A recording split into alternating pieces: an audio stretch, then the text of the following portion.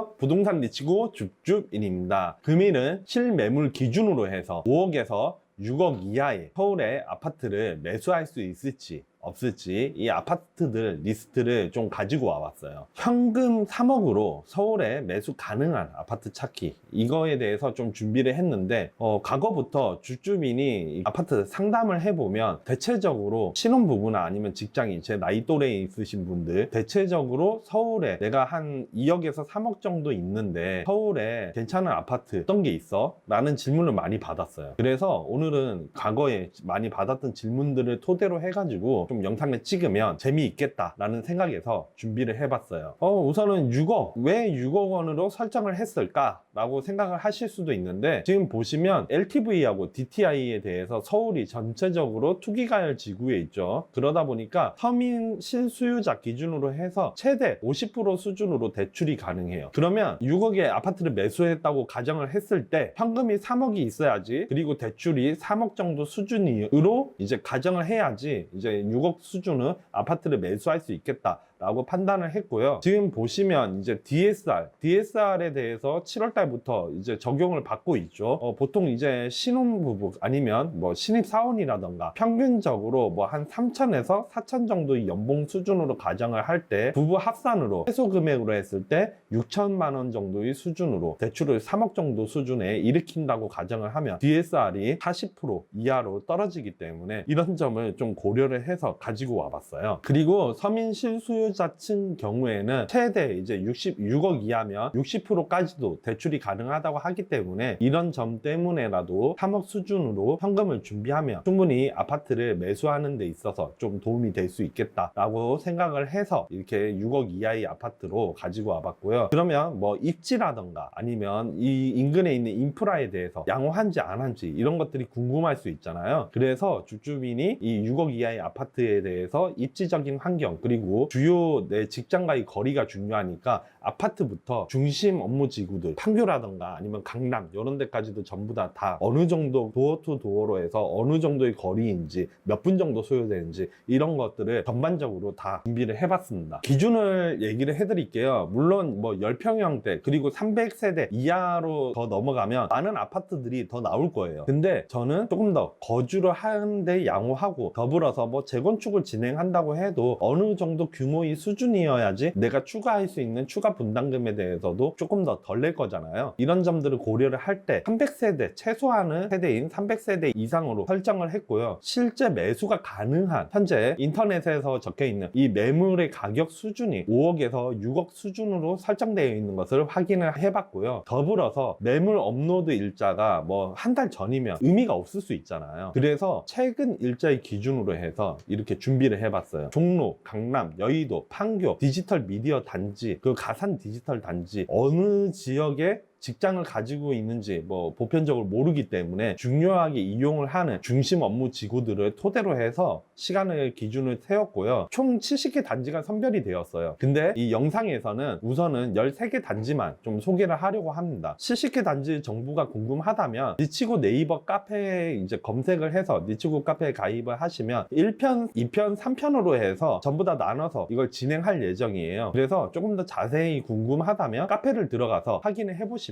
좋으실 것 같아요. 강북구에 대해서 소개를 해드릴게요. 수유동 수유벽산 1차 아파트 25평 기준으로 해서 이렇게 선정이 되었고요. 세대수가 우선 1000세대 이상이에요. 굉장히 큰 대단지죠. 29년 차라서 재건축에 대한 이슈가 있을 수 있어요. 여기는 현재의 매물 평균 수준이 6억에서 6억 5천원 수준이기 때문에 6억 수준으로 해서 충분히 협의를 해서 거래가 가능할 것으로 좀 판단이 됩니다. 더불어서 이 아파트의 특징은 가오리역의 거의 초역세권이에요. 우이신설 경전철역인데요, 이 가오리역의 초역세권이면서 수유역인 이 4호선과도 그렇게 또 많이 멀지는 않아요. 버스를 이동하거나 충분히 뭐 도보로 내가 운동 겸 걸어가서도 이용이 가능하고요. 종로와 강남까지 이동하는데 뭐 편리합니다. 1시간 이내로 떨어질 수 있을 거라고 보이고요. 종로에서도 또 뭐 걸어가야 될 수도 있잖아요. 강남에서도 조금 걸어가야 될 수도 있고, 그래서 뭐 한 5분에서 10분 정도 여기 지금 적혀 있는 것에서 플러스해서 좀 보시면 좋으실 것 같고요. 특징으로는 단지 관리가 좀 잘 되고 있어요. 최근에 이제 엘리베이터를 교체했다고 하고요. 그리고 인근에 이제 이제 강북 종합 시장이 있는데 여기가 정비 사업으로 지금 진행 중인 것으로 파악이 돼요. 그래서 공공 커뮤니티 공간이 내년에 좀 설립될 예정에 있는 것으로 보입니다. 지금 지도로 가서 바로 확인해 보면 어때요? 굉장히 좀 가깝죠? 가오리역하고 굉장히 가까워요. 그리고 지금 도로폭이 커서 이렇게 이동하는 데 있어서 크게 문제가 없을 것 같아요. 이 강북 종합 시장과 그렇게 멀지 않은 곳인데 여기에 공공 커뮤니티 공간이 형성이 되고, 그리고 수유 중앙 시장과도 거리가 가깝기 때문에 인프라에 대한 부분도 충분히 좀 편리하게 이용이 가능한 그 아파트로 확인이 됩니다. 다음으로 강서구로 넘어가면요, 이 화곡동 중앙 하이츠 무려 29평입니다. 29평인데 매물의 평균 수준이 지금 6억 원 수준으로 맞춰져 있고요. 연식이 34년 차이죠. 34년 차 좀 노후됐기 때문에 현재 이제 재건축 예비 안전 진단 진행 중으로 파악이 됩니다. 여기도 좀 나름대로 개발에 대한 이슈들이 많이 있어요. 주요 지하철역은 까치산역으로, 까치산역 좀 멀지 않은 아파트로 파악이 되고 있고요. 강서구, 이 강서구 하면 사실 이 지금 적어놓은 주요 업무지구들 말고도 마곡지구가 있죠, 사실은. 그래서 화곡동이 마곡지구와 또 가까운 지역이기 때문에 직주 근접이 매우 좋습니다. 더불어서 이 판교만 좀 제외를 한다고 보면 1시간 이내 모두 이동이 가능하다는 장점이 있어요. 그리고 제물포 터널하고 여의도하고 최근에 연결이 됐죠. 이 화곡 고가 사거리에 대해서 공원화가 좀 예정이 되어 있는 것이 특징이고요. 그리고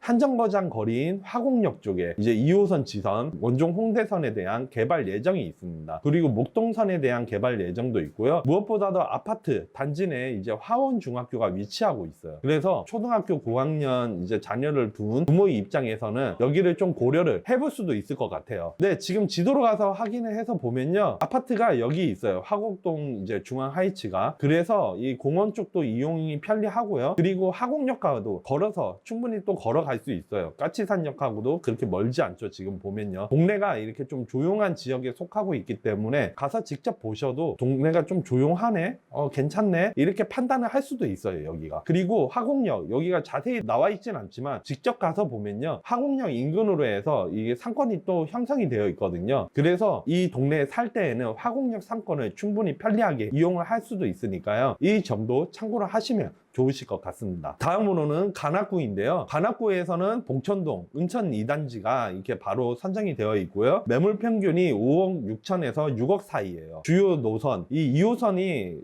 강남과 강북을 연결하는 순환선이죠. 서울에서도 2호선이 가장 좀 메인 노선 중 하나예요. 근데 이 낙선대역을 좀 역세권에 속하고 있고요. 봉천동이 강은 남쪽에서 강남 중심부 쪽에서도 가장 가까운, 서부에서도 가장 가까운 동네 중 하나예요. 그러다 보니까 판교도 마찬가지지만 모든 어떠한 업무 시설들이 다 1시간 이내에 들어옵니다. 그래서 직장인은 수요도가, 선호도가 또 매우 높을 수 있는 지역이고요. 바로 넘어가서 확인을 해보면요, 지금 은천 2단지가 여기 있어요. 바로 뒤에가 산지기 때문에 좀 경사도가 있는데요. 다만 이 낙성대역까지 그렇게 멀지가 않고 바로 뒤가 이제 서울대학교예요. 여기 보이시는 낙성대 공원이 또 바로 옆에 있는데 체육시설이라던가 어떤 문화공간을 모두 같이 누릴 수 있다는 장점이 있고요. 더불어서 거리가 좀 있지만 이 서부선에 대한 개발 예정이 되어 있어요. 그래서 이 서부선까지 버스로도 충분히 이제 좀 편리하게 이동이 가능하다는 점들이 있기 때문에 교통에 대해서 간접적으로도 개발에 대한 영향이 있을 것으로 파악이 됩니다. 다음으로 구로구인데요. 이 구로구는 서울의 서부권에서도 좀 가장 끝에 있는 지역 중 하나죠. 근데 이제 1호선을 끼고 있는 지역구이기 때문에 전반적으로 이 종로와 이동이 굉장히 편리한 지역이기도 해요. 개봉동 두산아파트가 지금 매물 평균이 5억 4천 수준에 있는데 지금 보시면 이제 개봉역이 눈에 띄죠. 이 개봉역이 과거에는 구로역하고 이제 역곡역 이렇게 해서 급행이 있었는데 이 사이로 해서 급행 노선으로 해서 정차역이 하나 더 생겼거든요. 그게 개봉역이에요. 지금 보실 때 이 거리에 대한 부분들, 시간도가 이렇게 있는데 급행을 타게 됐을 때에는 일반 노선을 타는 것보다 한 3분 정도 더 단축이 되거든요. 용산역에서 내려서 이제 일반 1호선으로 해서 갈아타서 가게 되는데 3분 정도가 단축이 됩니다. 그래서 실질적으로는 종로로 이동하는데 좀 더 편리할 수 있고요. 무엇보다도 이 가산 디지털 단지가 가깝기 때문에 가산 디지털 단지의 직주 근접에서는 매우 유리한 것으로 파악이 되고 있어요. 특징으로는 바로 뒤에 이제 계웅산 공원과 개봉공원이 있고요. 그리고 최근에 이게 중앙난방이었나 봐요. 근데 최근에 개별 난방으로 해서 전환하는 공사를 진행하고 있는데, 이게 별거 아닌 것처럼 느껴질 수도 있지만 개별 난방으로 한번 전환 공사를 하게 되면 또 가격 가치가 좀 뛰거든요. 이 점을 한번 좀 유의 깊게 생각을 해보시면 좋으실 것 같아요. 지도로 좀 넘어가서 더 설명을 해드릴게요. 두산은 지금 현재 이제 보시면 지도에서는 좀 가려져 있는데 여기에 위치하고 있고, 개봉역과도 좀 가까운 위치에 있어요.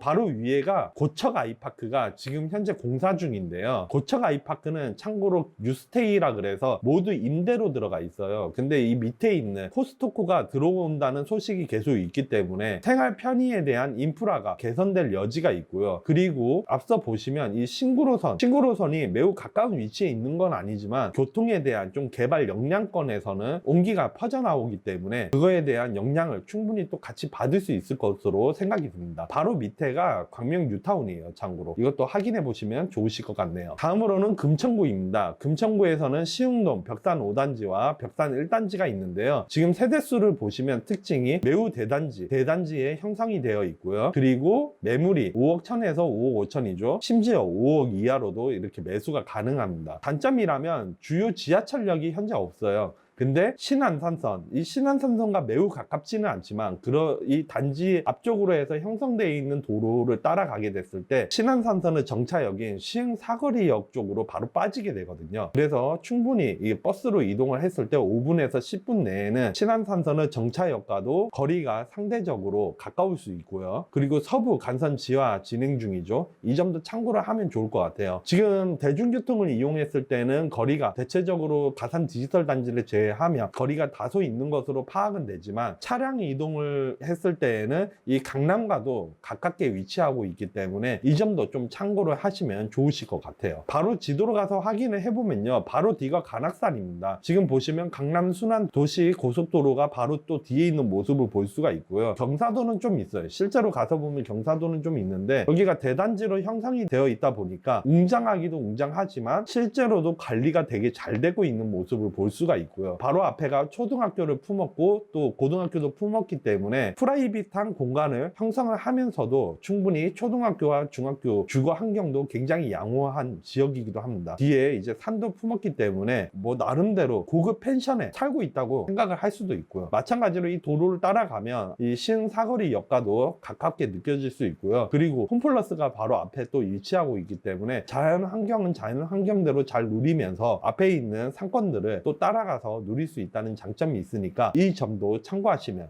좋으실 것 같습니다.